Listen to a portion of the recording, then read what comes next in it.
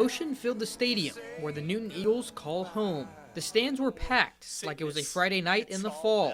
But this time, they were here for more than just football. When you see those stands start to fill up, those aren't going to be football fans. They're not going to be fans of WT or even the players. They're coming to see and memorialize the man that he was, the good man that he was. A couple thousand people came to remember Coach W.T. Johnston. Coach Johnston passed away on Saturday following a hard-fought battle with lung disease. Friends of Coach Johnston took to the stage, sharing stories about the impact he had on them. I have learned so much from this man in just 2 years of being his friend.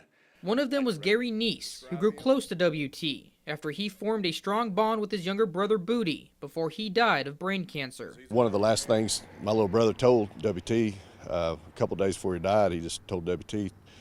his last thing he said was, "Keep your eyes on the cross, brother," and that's stuck with W.T. That message stuck with the entire crowd on Wednesday. According to those who spoke and others in the Newton community, Coach Johnston's faith was his biggest strength. He was pretty much training me in a sense of just how to, be proud in God, And I mean, it does say it takes a village to raise a child, and I feel as if he was doing his part. To no surprise, Newton honored the Christian values Coach Johnston routinely passed on to his players and others with the creation of this, a big purple N with the verse Isaiah 40:31 written underneath, symbolizing the impact their fallen coach had on this community. He was a great mentor to me, not just me, but everybody in the community, He was like another father to me, and like I said to everybody in the community, he just helped us a lot with everything. He pushed us to be great men and pushed those to be great women, and he was just a big help in everything in life. Coach Johnston's on-the-field stats were impressive,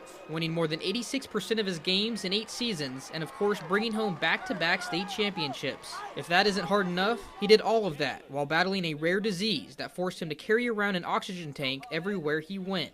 Coach Johnston wasn't even supposed to live to see last season, and there were times he could hardly breathe. Yet he soared past expectations, using the strength of the Lord and love for his players to continue having a positive impact on others. To show you how powerful a relationship with Coach Johnston could be, here's how former Newton star Darwin Barlow described his final moments with him. He told me that he loved me.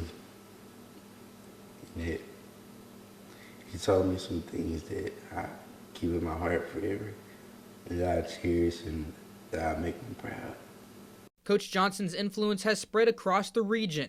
From other schools, coaches and friends came to pay their respects, including a touching moment when members of the Hemphill Hornets, who drove nearly an hour, showed support for Newton players following the memorial. Coach Johnston may no longer be on the sidelines. I never doubted y'all. But his name will continue to be atop the Newton coaching staff. His son, Drew, has been named the next head football coach and athletic director. He's just like his father was, man. It's going to be a blessing to play with him, to keep him as our head coach, to keep the same thing rolling. The future is bright.